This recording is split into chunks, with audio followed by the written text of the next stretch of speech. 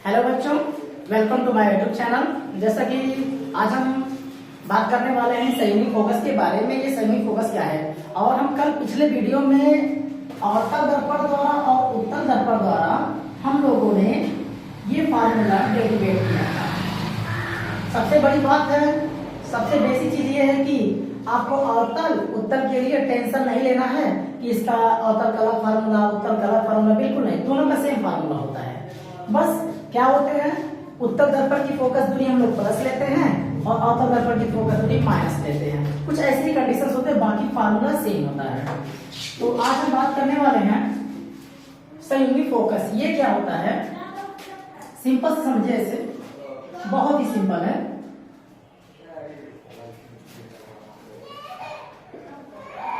मान लीजिए कोई भी वस्तु इनफाइनाइट पे रखी गई है, कुछ ऐसे करके, और ये हमारा फोकस है, और ये हमारा सेंटर है। तो जब वस्तु फोकस पे रखी गई है, वो डैश, मान लो मैंने इसको पहला बिंदु माना, तो प्रतिबिंब कहां बना था, कुछ ऐसे बना था, आई डैश। अब यही वस्तु अगर हम यहां रख देते थे तो प्रतिबिंब कहां बना था, यहां बना था, आई डैश। ये मानते हैं हमारा है दूसरा बिंदु। तो इससे क्या पता चला, जब वस्तु अनंत पर था तो प्रतिबिंब फोकस पर बना, और जब फोकस पे है तो प्रतिबिंब अनंत पर बना है। इसका मतलब ये एक दूसरे को कहलाते हैं संयुग्मी फोकस। सबसे सिंपल आसान है कि फर्स्ट पॉइंट पर वस्तु रखने का सेकंड पॉइंट पर इसका इमेज बने, और सेकंड पॉइंट पर जब रखते हैं तो फर्स्ट पॉइंट पर इमेज बने, तो उसी को बोलते हैं संयुग्मी फोकस, कॉन्जुगेट फोर्सिंग। ठीक है, यही परिभाषा है कि उन दो बिंदुओं को संयुग्मी फोकस कहते हैं जो पहले बिंदु पर रखी वस्तु का प्रतिबिंब दूसरे बिंदु पर बने और दूसरी वस्तु पर रखे प्रतिबिंब का पहले बिंदु पर बने। तो वही चीज रखते हैं। अभी एग्जांपल में भी हम दे देते हैं, जैसे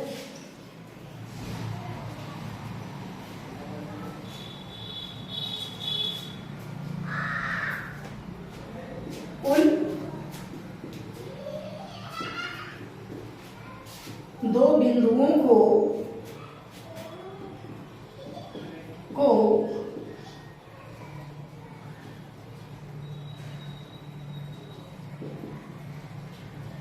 संयुग्मी फोकस कहते हैं, जो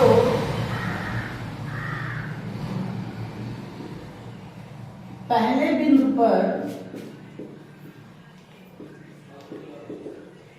रखी वस्तु का प्रतिबिंब, पहले बिंदु पर रखी वस्तु का प्रतिबिंब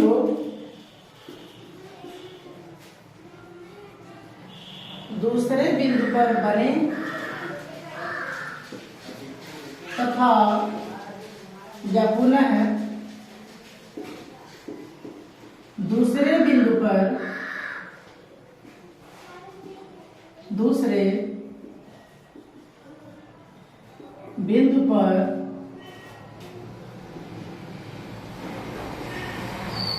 रखी वस्तु का प्रतिबिंब पहले बिंदु पर बने।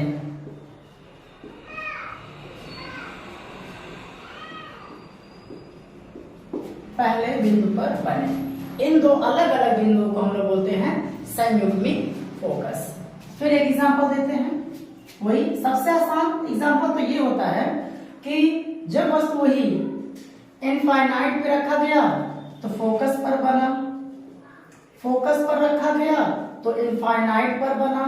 भाई यहाँ रखने पर बहुत छोटा बनता है, यहाँ रखने पर बहुत बड़ा बनता है।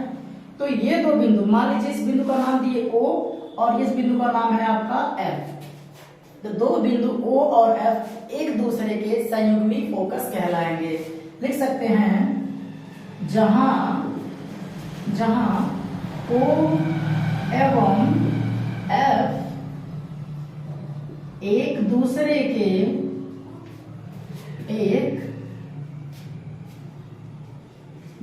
बिंदु O एवं F एक दूसरे के संयुग्मी फोकस कहलाते हैं।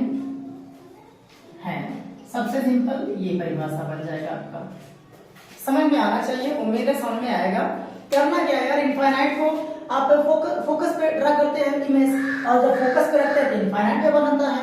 ये आप पहले ही उत्तर दर्पण द्वारा प्रतिबिंब का बनना में सीख चुके हैं। तो ये चीज होता है संयुग्मी फोकस। ठीक है, इसको नोट कीजिए।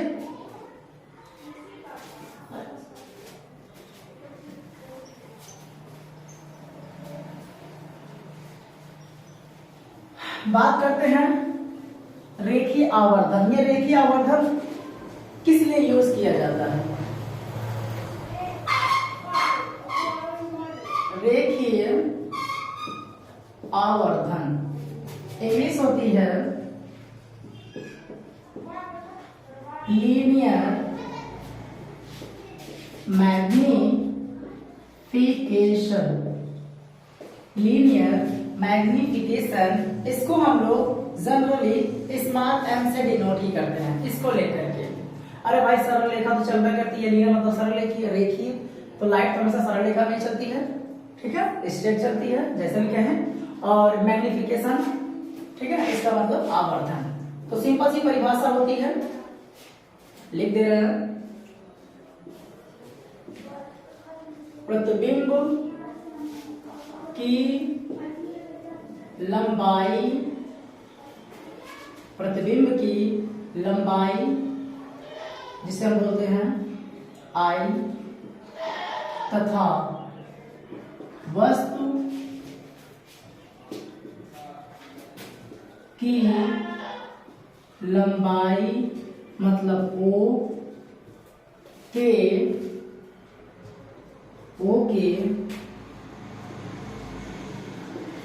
अनुपात को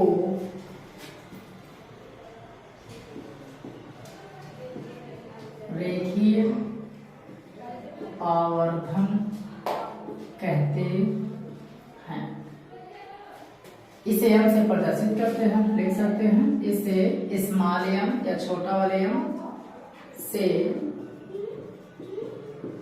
प्रदर्शित करते हैं। ठीक है, इसे स्मॉल m से प्रदर्शित करते हैं।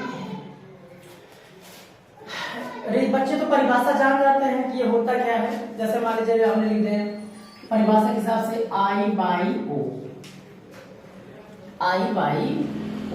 ठीक है, कि प्रतिबिंब की लंबाई मतलब हाइट, और ये वस्तु की लंबाई मतलब उसकी हाइट का जो रेशियो आता है, जो रिजल्ट आता है, वो आपका होता है आवर्धन, रेखीय आवर्धन।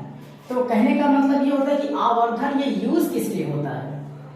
तो आवर्धन सिर्फ और सिर्फ हाइट बताने के लिए होता है कि 2 गुना है, आधा है, प्रतिबिंब की 3/4 है, 2/3 है, 1/4 है, ठीक है, 2 गुना है। इन सब चीजों के बारे में हाइट को रिप्रेजेंट करने के लिए उन दोनों का रेशियो निकलता है कि ये कितने किससे बड़ी है, कितना छोटी है, कितने हाइट की है। यही सब बताने के लिए रेखीय आवर्धन का हम लोग यूज करते हैं।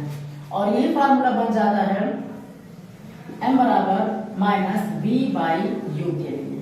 जब आप डिस्टेंस की बात करने लगते हैं तो आपका ये बन जाता है। अगर आप ये नहीं जानते हैं या ये नहीं जानते हैं तो जनरली आप हाइट से रिलेटेड क्वेश्चन सॉल्व नहीं कर पाएंगे। ये सॉल्व कर लेंगे कि वस्तु को 10 सेंटीमीटर की दूरी पर रखा गया है तो प्रतिबिंब कहाँ बनेगा, जबकि उसकी फोकस दूरी 5 सेंटीमीटर पे है। तो जब दूरियों से मतलब है, जब सिर्फ u v आए तो f वगैरह इन दोनों का रिलेशन हो तो आप क्वेश्चन सॉल्व कर सकते हैं। लेकिन अगर जब बात करते हैं इसकी हाइट की, तब आप क्वेश्चन सॉल्व नहीं कर पाएंगे। तो इसके लिए आपको ये दोनों जानना बहुत जरूरी है। सिंपली में लिखा जाता है m = I/O = -v/u।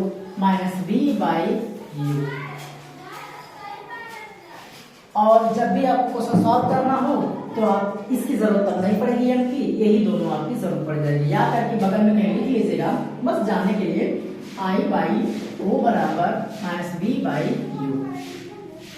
Question solve करने के लिए यही होता है। जहां आई क्या है, आई क्या है, हाइट ऑफ इमेज, ओ क्या है, हाइट ऑफ ऑब्जेक्ट, यू क्या है, distance of object from pole, कहां से पॉइंट को डिस्टेंस नापते हैं, पोल से, and v distance of image, distance of image from pole, ये हमेशा याद रखिएगा, फ्रॉम पोल। मतलब आई ओ यू जो ये रिलेशंस होते हैं ये होता है। नेगेटिवली चार्ज ये इसलिए होता है कि नेगेटिव जो आया है एक ऊपर बनता है एक नीचे बनता है, एक पॉजिटिव और एक नेगेटिव जब लेते हैं तो आपका वो केस अप्लाई हो जाता है। तो कुछ कंडीशंस होते हैं माइनस आने का, तो आपको सब कुछ बताया जाएगा।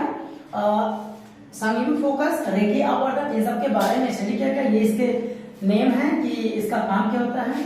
बच्चों जब हम क्वेश्चन सॉल्व करेंगे तो कंफ्यूज मत होइएगा ऐसे और ऐसे में। इसको हम बोलते हैं यू और इसको बोलते हैं वी। ये जो नीचे वाला इसे लेवल वाला है इसको यू और थोड़ा सा गोली टाइप दे दिया गया है, ये होता है वी। क्योंकि जब क्वेश्चन सॉल्व करेंगे तो बच्चे कंफ्यूज हो जाएंगे कि यू कौन है वी कौन है, तभी से आपको बता दिया जा रहा है। न्यूमेरिकल के बारे में हम आपसे बात करते हैं कि न्यूमेरिकल क्वेश्चन सॉल्व कैसे करते हैं।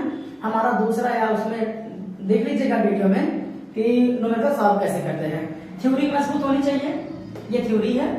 कुछ फार्मूले मजबूत होने, कंसेप्ट वगैरह, जब ये सब मजबूत है आपके तो न्यूमेरिकल आपका आसान हो जाएगा। क्या बताते हैं कि न्यूमेरिकल कैसे सॉल्व करते हैं फिजिक्स में, ये आपके कंप्लीट होने चाहिए। ये उसके बाद आपका क्वेश्चन सॉल्व हो जाएगा।